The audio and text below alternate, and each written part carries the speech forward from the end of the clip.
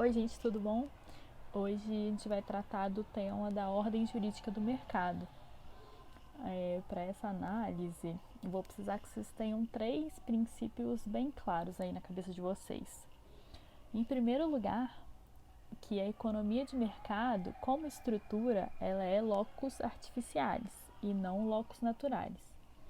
O segundo princípio é que essa artificialidade ela é resultado de uma escolha do direito, de uma decisão política que dá forma à economia.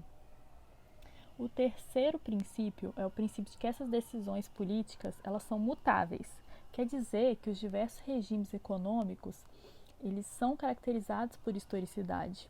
Então, nenhum deles pode ser considerado absoluto ou definitivo. Por que isso é importante para a gente? Bom, dentro de uma democracia, à medida que a sociedade muda, a representação legislativa muda, muda a política, muda a economia e isso tudo muda a própria sociedade. Eu e você, nós somos resultados do momento econômico que a gente vive. Ou seja, a economia ela é reflexo do momento histórico, mas ela não é só isso.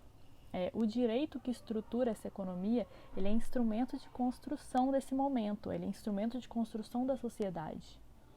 Ele não é só uma mera imagem de uma ordem exterior a ele. Ao contrário do que pensam os naturalistas, a lei ela não é absoluta e imutável. As leis econômicas elas não são imutáveis. Elas estão sujeitas à discussão e à discordância dentro da sociedade o tempo inteiro. Elas são sujeitas ao fluxo de opiniões e à instabilidade do acontecer do direito. Eu, pessoalmente, acho essa escolha de termo incrível. Bom, a partir dessa tese que eu apresentei para vocês, o autor do texto da Ordem Econômica do Mercado, Natalino Hirth, ele vai criticar o naturalismo econômico, que é o liberalismo de cátedra, por essa sua tendência marcada, né, por essa zona econômica técnica e neutra e independente. O que acontece na realidade? Na realidade, as leis elas são povoadas de institutos jurídicos não naturais. É o caso da propriedade privada e da autonomia contratual. Ou vocês acham que se não tivesse uma lei ali, garantida por uma autoridade instituída de poder de coerção, que a propriedade privada ela vai se manter plena pelos seus próprios termos e características naturais? Não vai. A proteção da propriedade privada hoje ela é resultado de uma disputa política, de uma vontade política de uma sociedade em determinado período histórico. Em contrapartida a isso, a gente teria a tese de que a propriedade privada é resultado da vontade da natureza. E eu acredito que nenhum de vocês concorda com isso aqui.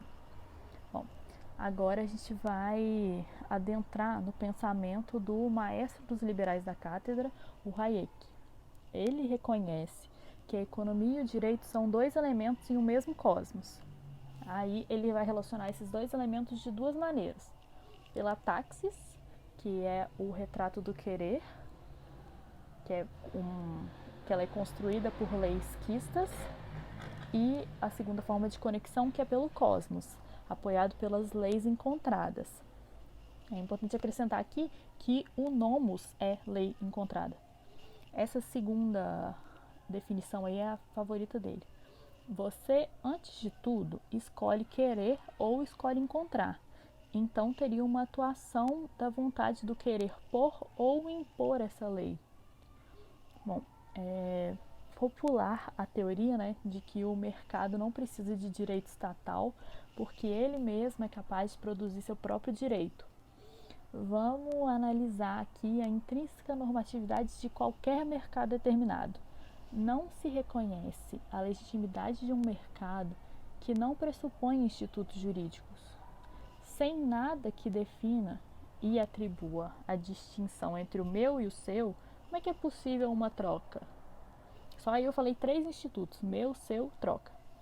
O mercado, ele não inventou essa distinção entre o meu e o seu, concorda? Mas ele postula essa distinção para propiciar o seu próprio funcionamento. É preciso postular o que é propriedade privada e o que é propriedade comum para que isso seja respeitado. É preciso postular que esse pedaço de papel aqui vale essa quantia de dinheiro, que vale 5 pedaços de papel dali. Ou então foi a árvore que me contou qual que é o valor desse papel que ela me deu. Não foi.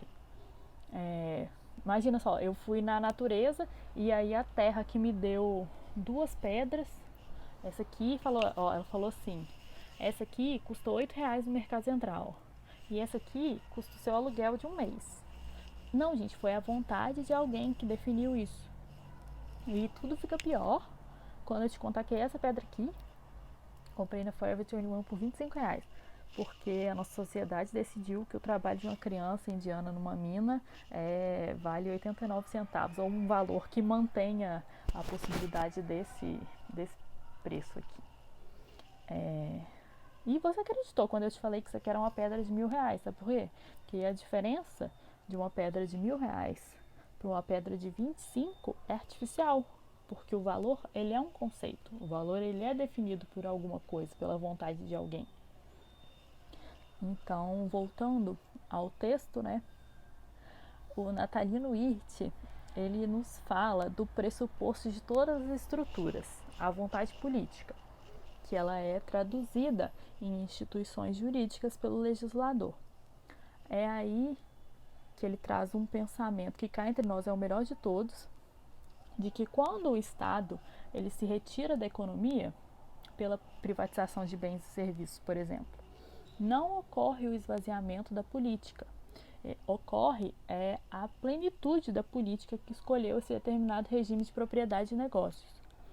O que ocorre, gente, é a sedimentação da política que venceu essa luta. A privatização ela é uma escolha, ela é uma vontade política econômica. Qual que é? Você me diga aí. Qual que é o meu interesse em retirar a possibilidade de intervenção da sociedade, representada por um Estado, numa prestadora de serviços para essa própria sociedade? Eu não sei. O Hirte, então, ele define que a ordem jurídica do nosso mercado ela é puramente liberal, uma vez que ela é pautada na liberdade dos homens de poder conformar a economia ou escolher dentre essa ou aquela estrutura. E essa ordem econômica ela vai se desenvolver nas lutas políticas e nas escolhas legislativas. Bom, em contrapartida a isso, o naturalismo é pautado na força vinculante inerente aos negócios jurídicos. O que acontece é que ele se esquece de explicar por que esses acordos têm eficácia vinculante. Aqui a gente explora o conceito do solipsismo negocial, né, que é o que daria aos acordos a soberania. O acordo ele seria originário do direito, legítimo por si só. Teria então uma Grundnorm, com um início que vai decretar a sua obrigatoriedade para as partes, o pactum est servanda. O Estado aqui, gente, ele é essencial como lugar de execução dos acordos, porque ele vai fornecer a sua força coercitiva para ele. Sem ela, no caso de uma violação do direito ali, o que teriam as partes? Qual garantia que elas iam ter? Bom, quando do descumprimento de algum acordo no mercado, nós recorremos ao Estado para que ele empreste a sua força coercitiva.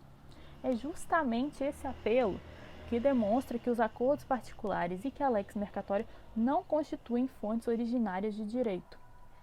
Eles sempre pressupõem um ordenamento jurídico que vai conceber, que vai fornecer uma proteção que vai ser atribuída nesse sistema de inclusão, né, levando em conta a necessidade de todas as partes em causa. Isso aqui é um pensamento do Hart e do Negri. Não é de hoje que acontece um fato muito interessante na nossa sociedade. Os empreendedores, os homens de finanças, eles pedem que o Estado abra mão de certas disposições que por eles são consideradas velhas e obstáculos em prol da expansão do mercado, e aí eles começam a reivindicar novas regras que reforcem esse regime econômico pretendido. Isso dito, ele traz uma frase incrível do Calogero, que é: quem tem medo da vontade tem medo da história. Bom, gente, quem sustenta o liberalismo entendendo que a lei da natureza é imutável e perene, a pessoa tem medo da história, uma vez que a mesma vontade, quando garantida do seu poder de instituir e determinar a estrutura econômica, ela tem garantido também o seu poder de demolir e depor essa estrutura econômica. A natureza inerte, o laissez-faire, ele não nos interessa. O que nos interessa é o agir humano. O direito, na sua trajetória em direção à economia, ele vai ser sempre o resultado de uma tomada de posição, uma decisão política, de acordo com o querer humano. A economia, ao contrário da política e do direito, ela não está contida dentro de uma fronteira, dentro do querer daqueles indivíduos daquele estado. Hoje em dia, nós falamos de uma economia global, e aí, diante disso, vai surgir o poder e o problema da individuação do direito aplicável. Para esse problema, a gente tem várias soluções. Bom, primeiro eu vou apresentar uma das soluções, que é que os negócios escolham os lugares do direito. Isso aí leva a essa corrida pela atratividade para o mercado global, uma vez que o dinheiro não tem fronteira. Se é mais negócio para mim produzir aí no seu país, eu vou aí. Você que concorra com o resto do mundo pela minha vontade de te agraciar com o meu capital, com os meus negócios. Ou então, outra solução seria que os estados artificialmente estipulem tratados e instituam órgãos e uniões internacionais para viabilizar essa economia. De qualquer forma, as duas opções são decisões políticas. Isso tudo vai ser sempre artificial. A artificialidade, ela é a palavra da modernidade jurídica. No âmbito da tecnoeconomia planetária, né, a vontade político-jurídica, ela pode admitir qualquer conteúdo. As normas, hoje em dia, são artefatos. Pouco me importa o conteúdo para que isso determine o tempo e o espaço. As normas, elas se aplicam do seu mero formalismo de produção. Tudo é procedimento, não é mais fundamento. O ato político, gente, que estrutura determinado sistema jurídico-econômico, ele é um ato de querer leis, o ato do agir político e não do puro conhecer. São decisões, são vontades. Aqui, a necessidade da reflexão, que nos possibilite ver tudo como que deve ser. A política, ela é feita na paixão pelas escolhas e também na responsabilidade por essas escolhas. Vamos trazer esse problema agora do mercado global para o campo real com um exemplo que é muito atual. Os Estados Unidos, eles controlam o sistema bancário SWIFT, que é o canal majoritário para as transações internacionais no dia de hoje. Um dos únicos, porque quem tenta contrapor isso, criando mercados paralelos, são só a Rússia e China. Os pagamentos do governo venezuelano esse mês na compra de vacina Covax foram bloqueados pelos Estados Unidos. São 5 milhões de dólares em vacina. O que o povo venezuelano pode fazer? Tratando de uma violação de direitos humanos, ele poderia entrar com denúncia na Comissão Interamericana de Direitos Humanos. O que acontece? Os Estados Unidos, eles não são signatários da Corte Interamericana de Direitos Humanos, que é o órgão que poderia estabelecer as sanções para essa violação. Então, eles vão só tomar uma recomendação. A recomendação vai salvar a vida de alguém? Aqui, nós temos um problema de direito. Bom, gente, é isso. Vamos para o próximo.